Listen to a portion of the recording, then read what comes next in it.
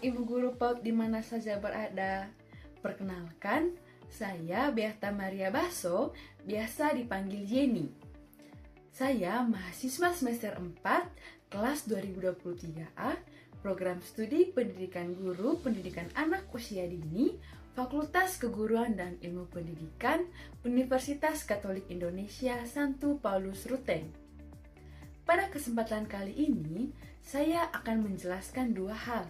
Yang pertama, saya akan menjelaskan bagaimana cara menyusun instrumen supervisi pelaksanaan pembelajaran. Dan yang kedua, saya akan menjelaskan bagaimana cara menyusun laporan hasil pelaksanaan supervisi pembelajaran. Untuk itu, yang pertama, saya akan menjelaskan bagaimana cara menyusun instrumen supervisi pelaksanaan pembelajaran. Mari kita simak bersama-sama.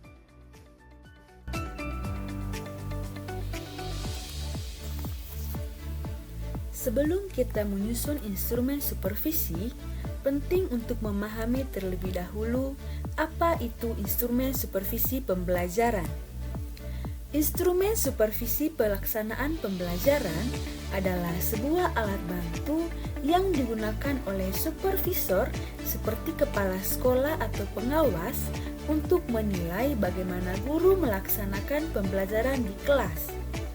Instrumen ini penting untuk memastikan kualitas pembelajaran sesuai dengan tujuan pendidikan anak usia dini.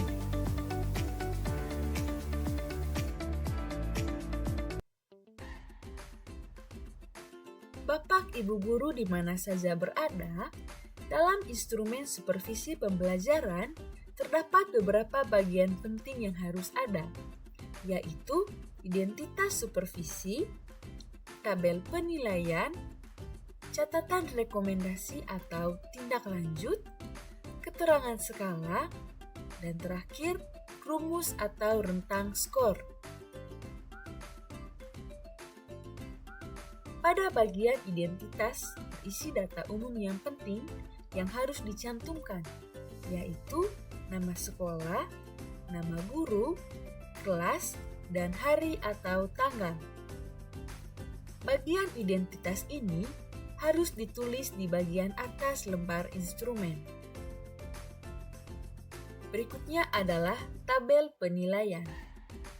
Tabel ini merupakan inti dari instrumen yang berisi nomor, aspek yang dinilai, dan kolom skor yang terdiri dari 1, 2, dan 3 dengan keterangan 1 sama dengan tidak ditampilkan, 2 sama dengan cukup, dan 3 sama dengan baik. Bapak Ibu Guru di mana saja berada, untuk aspek yang dinilai di dalam instrumen pelaksanaan ini terbagi menjadi 3 bagian, yaitu kegiatan pendahuluan, kemudian kegiatan inti pembelajaran, dan yang terakhir adalah kegiatan penutup. Pada setiap bagian ini terdiri dari beberapa indikator. Saya akan menjelaskan kapan kita mencentang skor 1, 2, atau 3 dari indikator yang telah disiapkan. Oke, yang pertama kita mulai dari bagian kegiatan pendahuluan. Indikator yang pertama yaitu melaksanakan kegiatan rutin sebelum memulai pembelajaran, seperti salam, sapa, dan berdoa, serta menyiapkan anak didik secara fisik dan psikis untuk mengikuti proses pembelajaran, atau biasa juga disebut dengan asesmen awal. Kita akan mencentang 1 jika guru langsung masuk ke pembelajaran tanpa menyapa, berdoa, atau mempersiapkan anak. Kemudian kita akan mencentang 2 jika guru hanya melakukan 1 atau 2 kegiatan, misalnya hanya menyapa dan berdoa, tapi tidak memperhatikan kesiapan psikis anak. Kemudian kita akan mencentang 3 jika guru menyapa anak, mengajak berdoa, memberi perhatian pada kesiapan anak secara fisik dan psikis, serta melakukan asesmen awal secara jelas. Untuk indikator yang kedua, yaitu melaksanakan kegiatan pembuka atau apersepsi. Kita akan mencentang 1 jika tidak ada kegiatan apersepsi sama sekali. Artinya, guru langsung masuk ke inti pembelajaran tanpa membangun pemahaman awal anak. Kita akan mencentang 2 jika guru melakukan apersepsi tetapi kurang maksimal. Misalnya, tidak relevan, terlalu singkat, atau tidak menarik perhatian anak. Dan ketiga, kita akan mencentang angka 3 jika guru melaksanakan apersepsi dengan baik dan maksimal. Untuk indikator yang ketiga, yaitu mengajukan pertanyaan pemantik melalui menonton video, bercerita atau bercakap-cakap. Kita akan mencentang 1 jika guru tidak mengajukan pertanyaan pemantik sama sekali. Kemudian, kita akan mencentang 2 jika guru mengajukan pertanyaan tetapi pertanyaannya kurang mendalam dan anak tidak diberi waktu untuk berpikir atau merespon pertanyaan tersebut.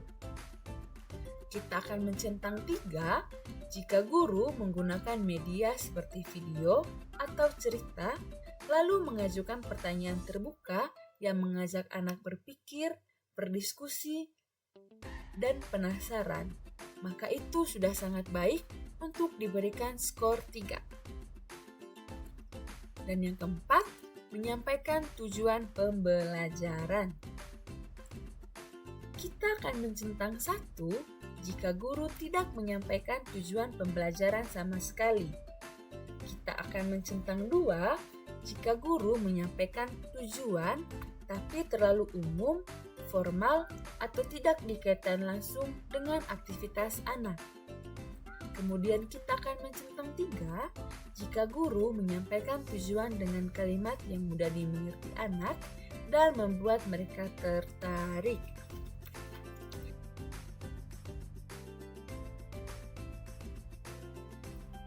Bapak Ibu guru di mana saja berada, untuk bagian kegiatan inti sampai dengan kegiatan penutup, cara mencentangnya masih sama seperti bagian-bagian sebelumnya.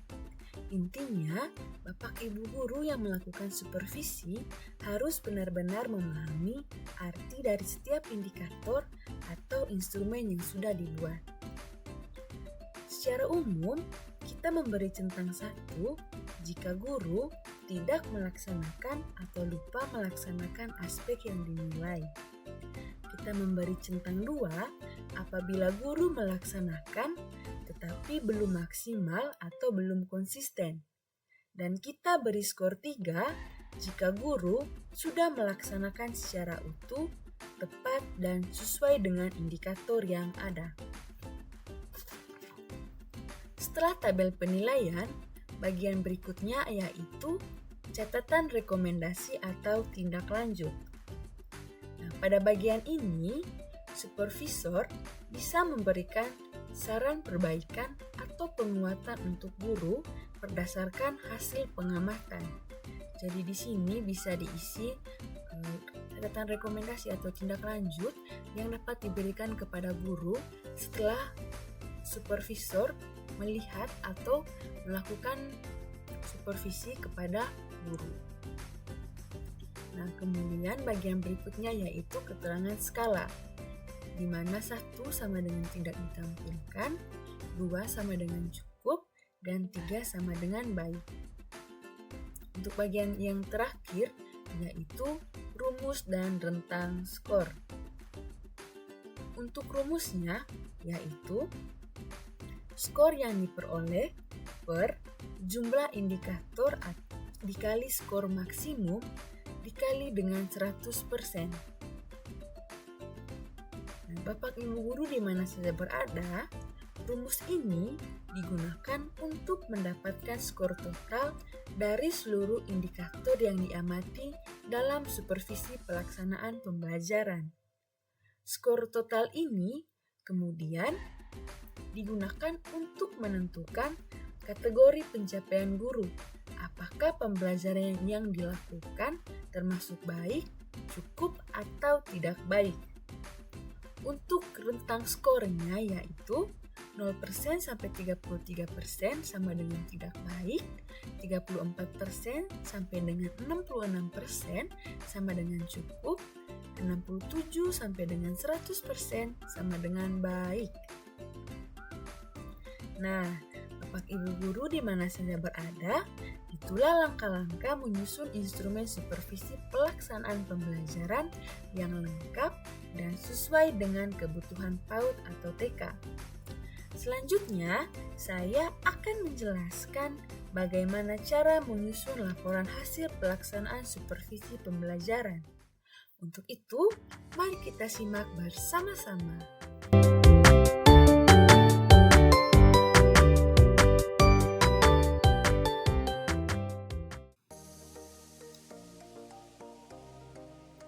Dalam penyusunan laporan hasil pelaksanaan supervisi pembelajaran, kita mulai dari bagian yang pertama, yaitu cover. Cover atau sampul depan laporan merupakan wajah pertama yang dilihat oleh pembaca. Disinilah kita memperkenalkan laporan secara formal. Maka dari itu, dalam cover, Bapak Ibu sekalian harus mencantumkan beberapa hal sebagai berikut. Yang pertama, judul laporan. Pada laporan saya menggunakan judul Laporan Hasil Pelaksanaan Supervisi Pembelajaran TK Pelita Ceria. Kemudian di bawahnya, kita harus mencantumkan tahun pelajaran dengan jelas. Di sini saya menggunakan tahun pelajaran 2024-2025. Kemudian di bawah tahun pelajaran, kita harus mencantumkan logo dari sekolah kita. Nah, di sini saya mencantumkan logo dari TK saya, yaitu TK Pelita Ceria. Di bawah logo, kita mencantumkan identitas dari penyusun laporan yang berisi nama dan jabatan. Kemudian, di bawah identitas penyusun, kita menjelaskan atau memaparkan identitas dari sekolah kita seperti nama sekolah, alamat lengkap, serta email dari sekolah kita. Setelah cover, kita lanjut ke halaman yang kedua, yaitu kata pengantar. Kata pengantar adalah bagian yang bersifat personal, di mana di sini penyusun menyampaikan rasa syukur kepada Tuhan karena laporan bisa diselesaikan. Kemudian menyampaikan ucapan terima kasih kepada semua pihak yang terlibat dalam proses supervisi maupun penyusunan laporan. Misalnya pada laporan ini, saya menyampaikan terima kasih kepada guru yang telah saya supervisi, serta rekan-rekan di sekolah yang membantu dalam proses pelaksanaan. Selain itu, dalam kata pengantar juga disisipkan harapan agar laporan ini dapat memberi manfaat, serta permohonan saran untuk penyempurnaan di masa depan. Jadi Bapak Ibu sekalian, bagian kata pengantar ini bukan sekedar basa-basi, tetapi bentuk penghargaan dan etika akademik terhadap kerjasama yang telah dilakukan. Kemudian, jangan lupa untuk mencantumkan tanggal penyusunan di bagian kanan bawah kata pengantar. Kemudian kita masuk ke halaman yang ketiga, yaitu daftar isi. Nah, Bapak Ibu guru di mana saja berada, daftar isi ini berfungsi seperti peta. Disinilah kita menyusun daftar semua bagian dalam laporan, lengkap dengan nomor halamannya. Isi dari daftar isi yaitu pertama cover, kedua kata pengantar, halaman ketiga daftar isi, kemudian bab 1 pendahuluan. Dalam bab 1 pendahuluan terdiri dari 3 subbab, yaitu yang pertama latar belakang, kemudian landasan hukum, dan subbab yang terakhir adalah tujuan. Berikutnya adalah bab 2 pelaksanaan program supervisi pembelajaran. Pada bab 2 ini juga terdiri dari beberapa subbab, yaitu yang pertama pelaksanaan program supervisi pembelajaran. Yang kedua, jadwal supervisi pembelajaran. Yang ketiga, kesepakatan dengan guru tentang pelaksanaan supervisi pembelajaran. Yang keempat, instrumen yang digunakan dalam supervisi pembelajaran. Yang kelima, pendekatan supervisi pembelajaran. Yang keenam, teknik supervisi pembelajaran. Dan yang terakhir pada bab 2 adalah pelaksanaan supervisi pembelajaran di TK Pelita Ceria. Kemudian adalah bab 3, yaitu hasil laporan serta tindak lanjut hasil supervisi pembelajaran di TK Pelita Ceria.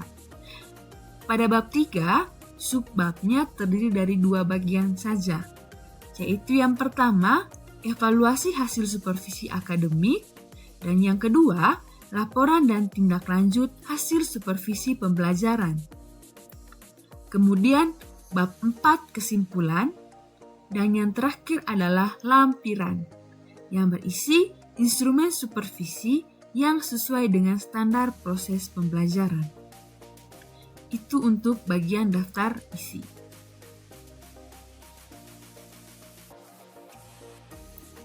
Selanjutnya, kita masuk ke bab 1 pendahuluan.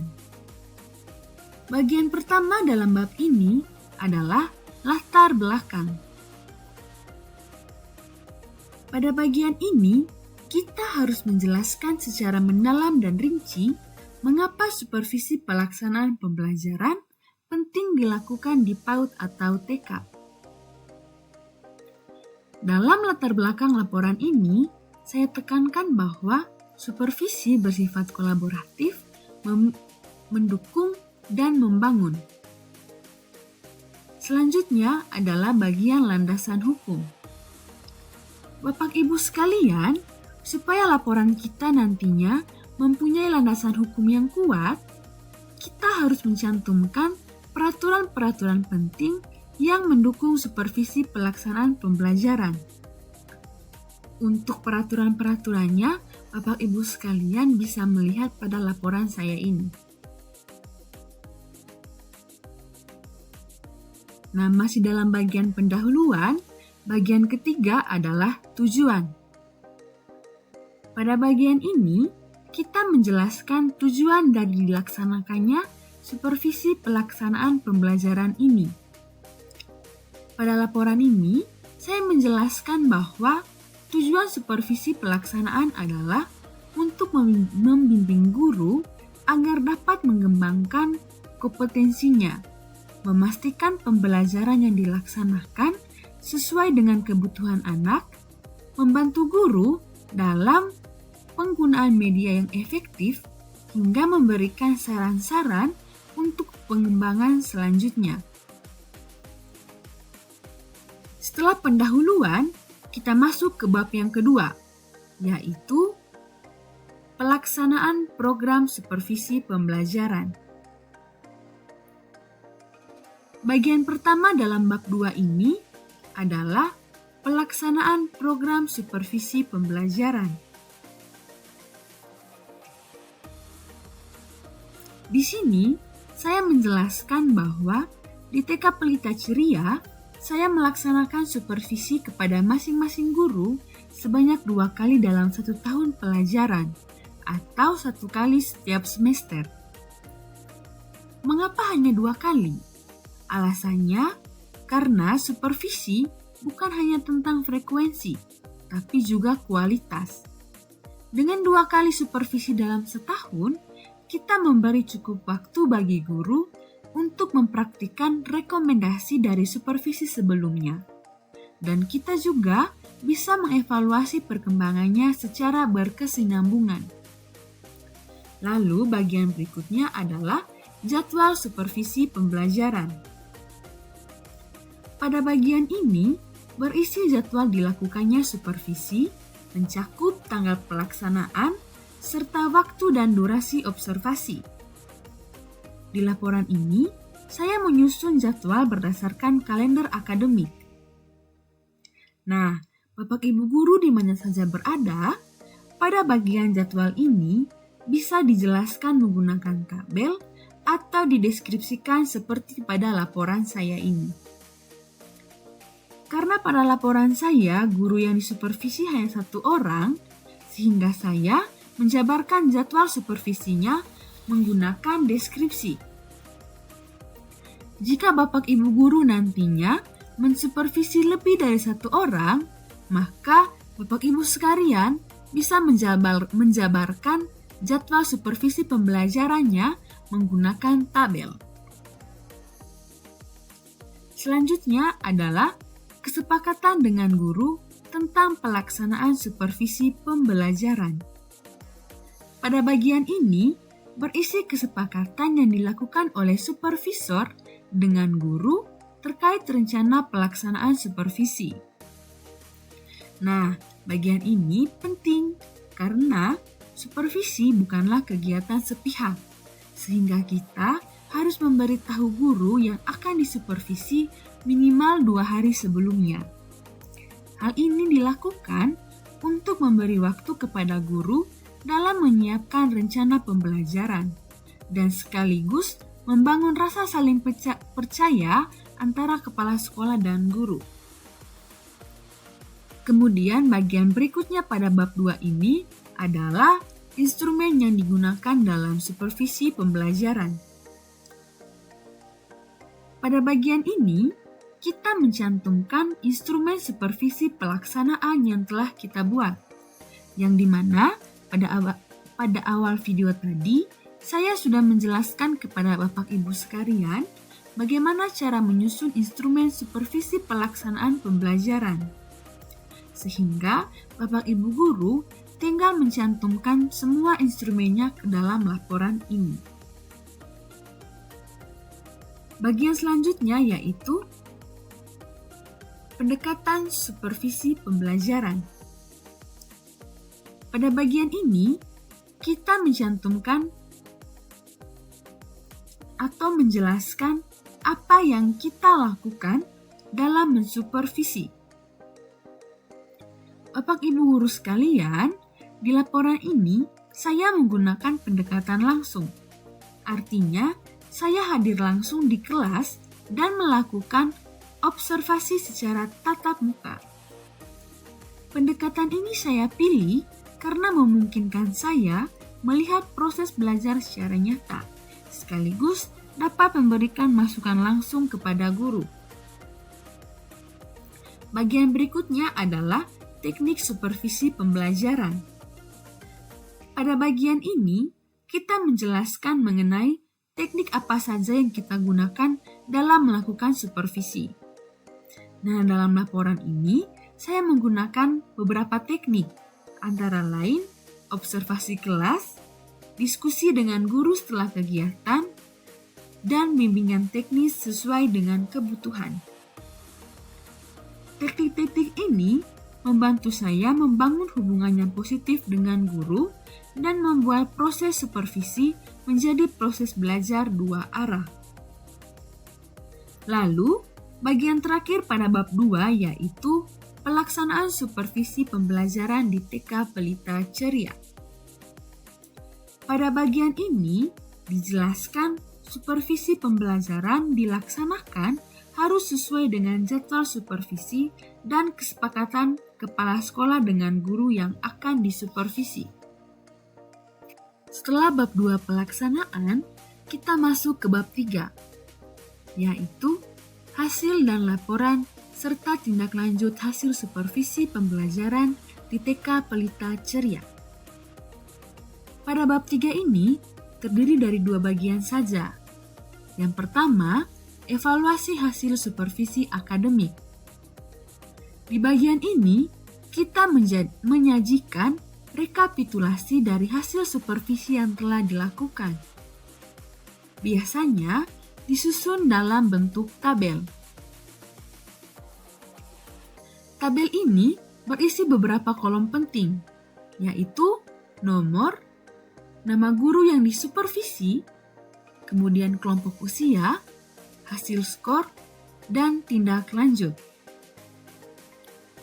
Untuk mendapatkan skor supervisi yang tertera dalam laporan ini, kita harus menggunakan rumus yang sudah dijelaskan pada bagian instrumen sebelumnya, yaitu skor yang diperoleh dibagi dengan jumlah indikator dikali skor maksimum, lalu dikalikan dengan 100%. Kemudian pada kolom tindak lanjut, kita menuliskan rekomendasi atau saran perbaikan yang sebelumnya telah kita catat pada bagian catatan dan rekomendasi di instrumen supervisi pelaksanaan yang kita gunakan. Kemudian, bagian kedua dalam bab 3 ini adalah laporan dan tindak lanjut hasil supervisi pembelajaran. Bagian ini berisi penjelasan mengenai hasil supervisi terhadap guru serta tindak lanjut yang kita berikan. Berikutnya adalah bab 4 kesimpulan. Pada bagian ini, kita membahas kesimpulan dari laporan yang telah kita susun. Nah, di sini pada laporan saya menyampaikan bahwa supervisi di TK Pelita Ceria berjalan dengan lancar dan memberi dampak positif. Guru menunjukkan kemajuan dan proses pembelajaran berjalan dengan lebih terstruktur dan menyenangkan. Pada bagian paling akhir dalam laporan ini adalah lampiran. Itu instrumen supervisi yang sesuai dengan standar proses pembelajaran. Pada bagian lampiran ini berisi dokumen pelengkap seperti lembar instrumen yang sudah diisi. Nah, Bapak Ibu guru dan teman-teman semuanya, itu saja penjelasan lengkap tentang cara menyusun instrumen supervisi pelaksanaan pembelajaran dan cara menyusun laporan hasil pelaksanaan supervisi pembelajaran.